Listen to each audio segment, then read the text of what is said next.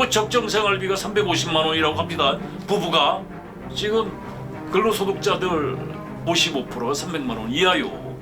취미 테크, 노테크가 될 수가 있는 취미. 그러니까 취미를 돈으로 만든 거죠.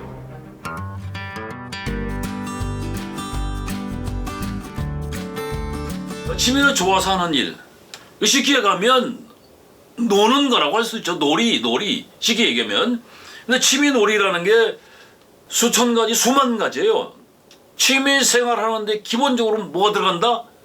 머니가 들어간다는 얘기. 뭐니 해도 돈이 들어간다는 얘기. 그래서 돈이 안 들어가는 취미를 여러분한테 이제 권장을 하는데 그걸 통해서 더 나가서 취미 테크, 노테크가 될 수가 있는 취미.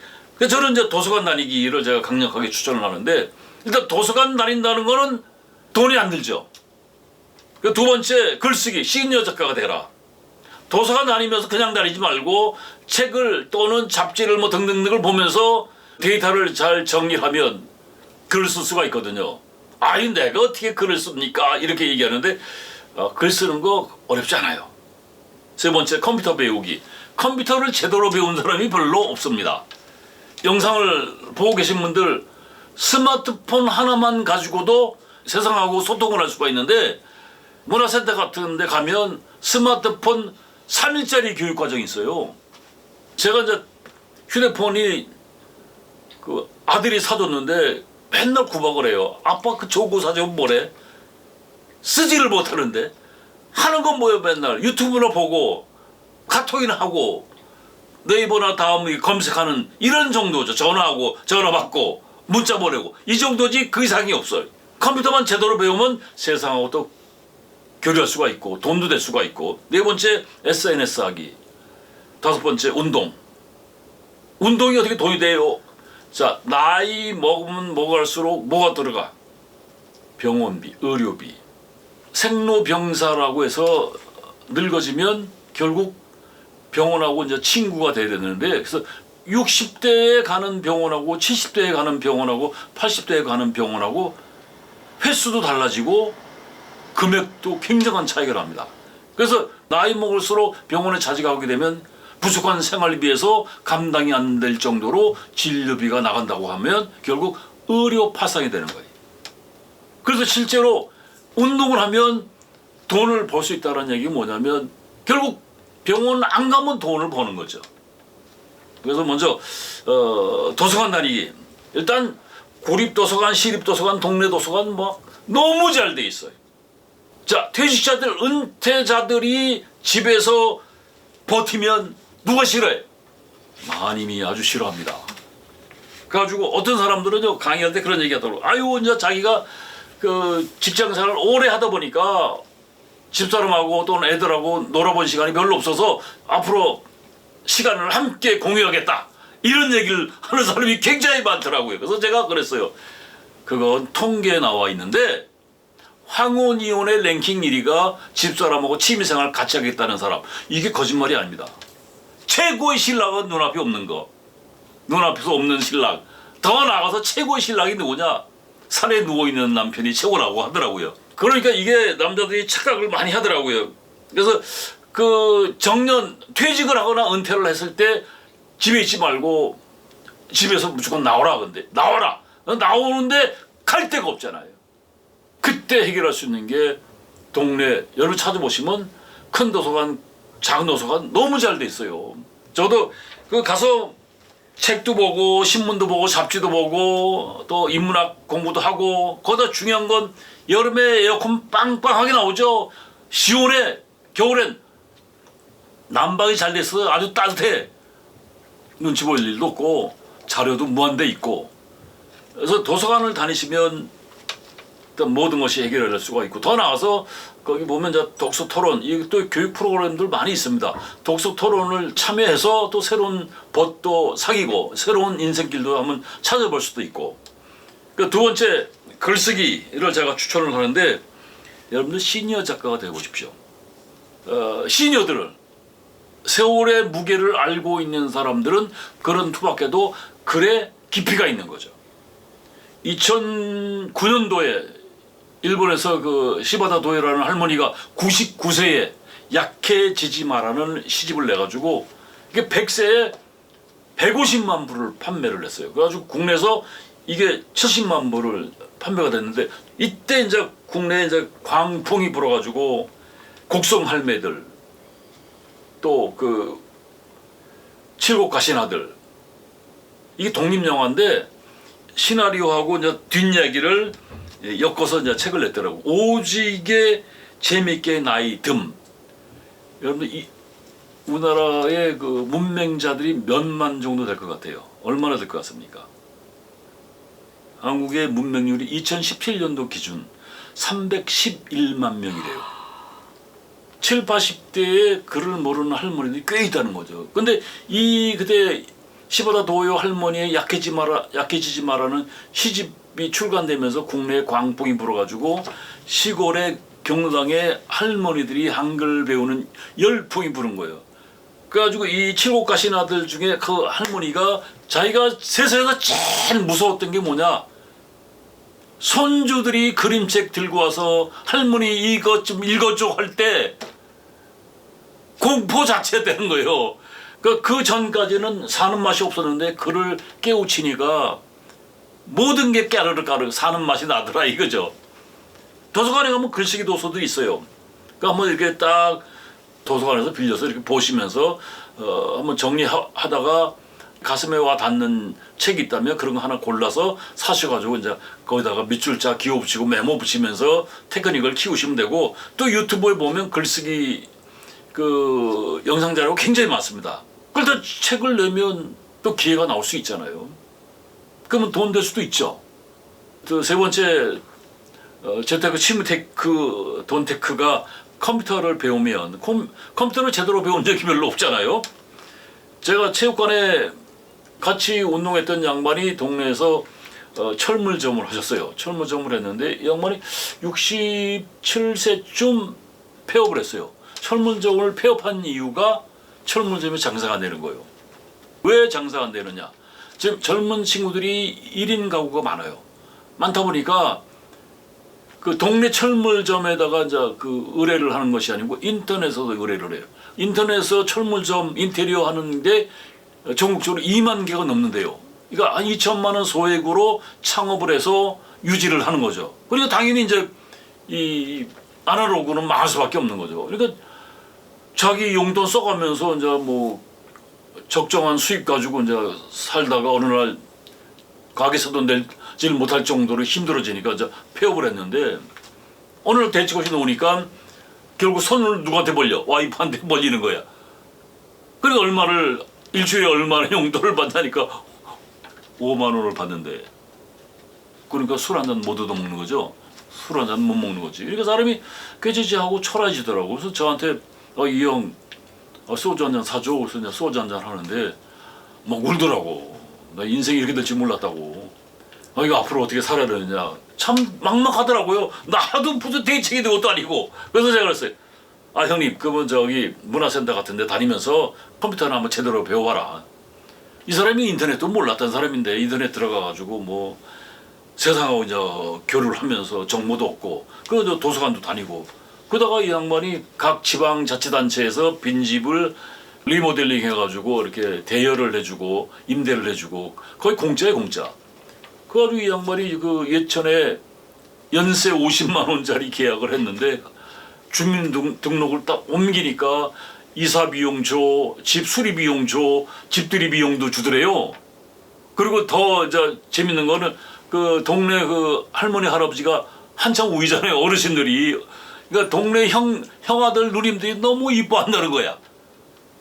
이 양반이 철물점 하면서 집수리 같은 것도 하던 사람이니까 집수리 하는데 자기가 집수리를 할 줄 아는 사람이니까 사람만 불러오면 되잖아요. 그 동네 지하의자 그 어우러졌던 양반들 불러다가 일을 시키면서 막걸리만 사주고 그 사람들도 오갈 데 없는 사람들인데 자기가 아지트를 만들어 놓으니까 아주 이 사람이 얼굴도 피고 건강도 회복이 되고 너무너무 좋다는 거예요. 그래서 이 양반이 스마트폰하고 인터넷 굉장히 잘하는 거예요. 그래서 저도 지금 요새 챗GPT, 노트북, LM, 제미나이, 클로드 이거 지금 공부를 하고 있는데 컴퓨터만 제대로 배워도 또 미래 설계가 가능하죠. 지금 이 양반처럼 컴퓨터 배워가지고 취미 테크가 돈 테크 된 거죠. 너무너무 재밌다고 하고 서울에 올라오면 이 양반은 저한테 막걸리 한 잔 사고 그래요. 그리고 이제 네 번째 SNS 하기, 소셜 네트워크 서비스, 뭐 유튜브, 블로그, 인스타 합니다 저도.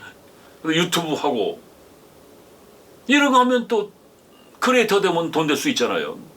제가 유퀴즈에서 봤는데 41년생이세요 이 양반이. 공기업에서 정년 1년 남겨놓고 그때 IMF 때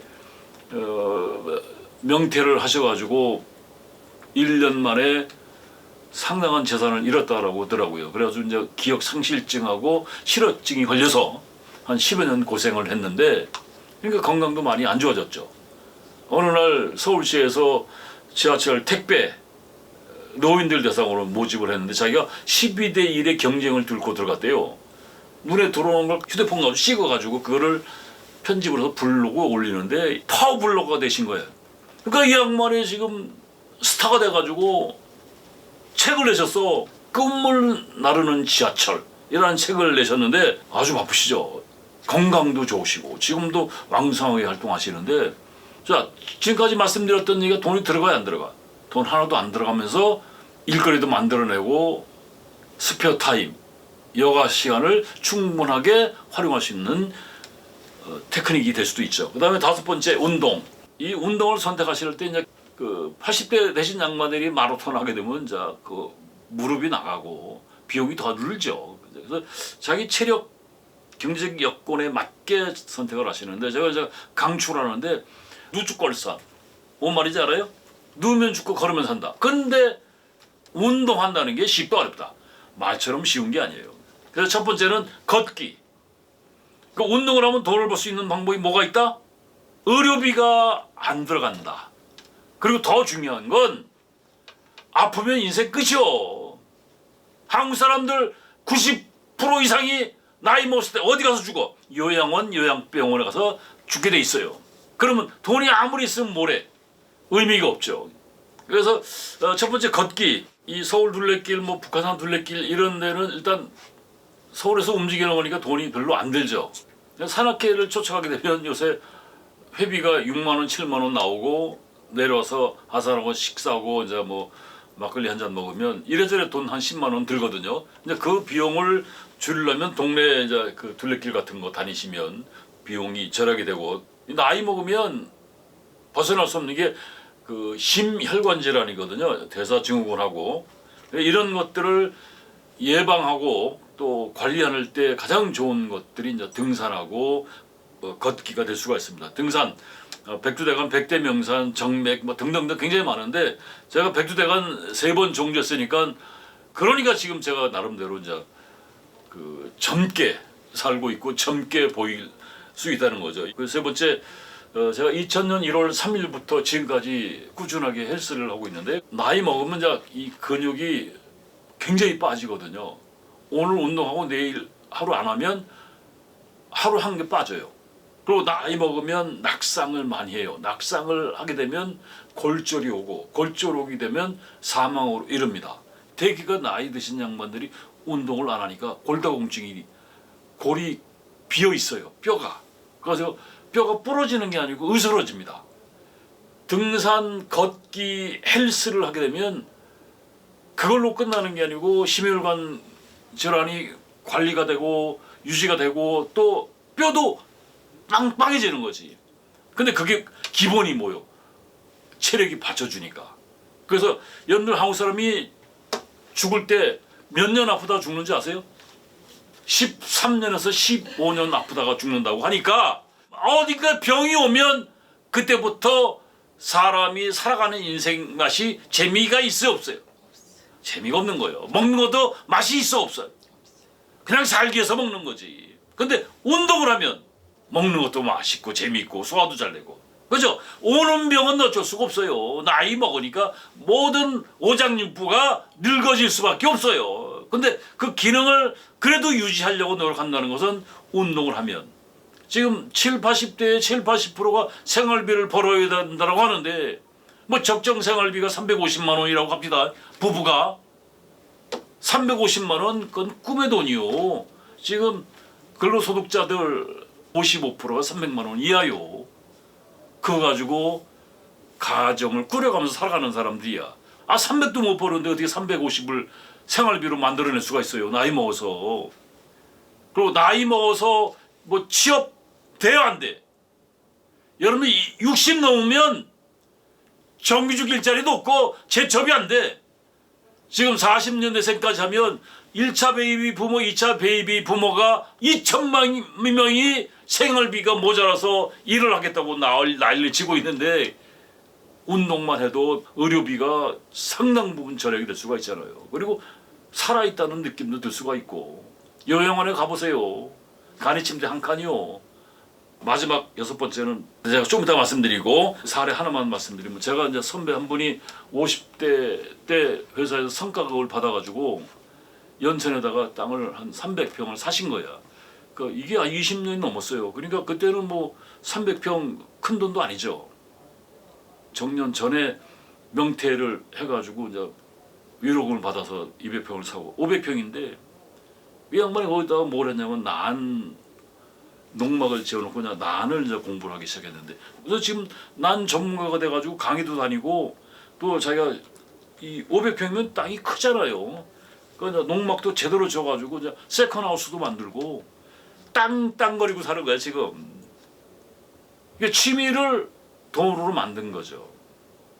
이게 최고의 취미 6번째 취미가 재테크 공부를 하라. 뭐 주식, 경매, 채권 다양합니다. 도서관 다니면서 투자 관련 도서도 보고 유튜브도 보고 돈 안 들이고 볼 수 있잖아요. 그것도 토론회도 있어요. 그런 데 가서 또 참여해보고 나이 먹었다고 구박한다 안 한다? 안 한다. 근데 재테크할 때는 중요한 것은 재테크 잘못하면 파산이 옵니다. 과도한 욕심은 곧 패가망신할 수 있는 지름길이 된다. 뭐 예를 들어서 뭐 돈 1,000만 원 가지고 주식을 한다. 그래서 한 달에 한 3,40만 원만 따먹을 수 있다라고 한다면 가계에 굉장히 큰 보탬이 될 수 있는 거죠. 1,000만 원을 이제 날리면 안 되지만 1,000만 원을 날린다고 해도 그 가계에 크게 이렇게 뭐 파산할 정도는 아니니까 그 정도 소액을 가지고 움직일 수 있는데 한 달에 30에서 50을 수익을 창출할 수 있는 실력이라고 한다면 일거리가 되잖아요. 그래서 부무 경업 이거 공자가 한 얘기인데 부자가 되는 데는 정해진 직업이 없다. 돈을 버는 데는 직업이 귀천도 나이도 따지지 않는다는 거 한번 생각을 해보시고 그래서 제가 오늘 말씀드린 것은 노는 방법을 강구하셔야 되는데 노는 방법은 수만 가지가 있습니다. 취향에 맞게 선택을 하시면 되고 취미 테크, 노테크, 재테크가 될 수 있는 것들을 말씀을 드렸으니까 또 궁금한 점이 있으면 저한테 연락을 주시면 또 같이 공유하도록 하겠습니다. 여기까지 하겠습니다. 고맙습니다.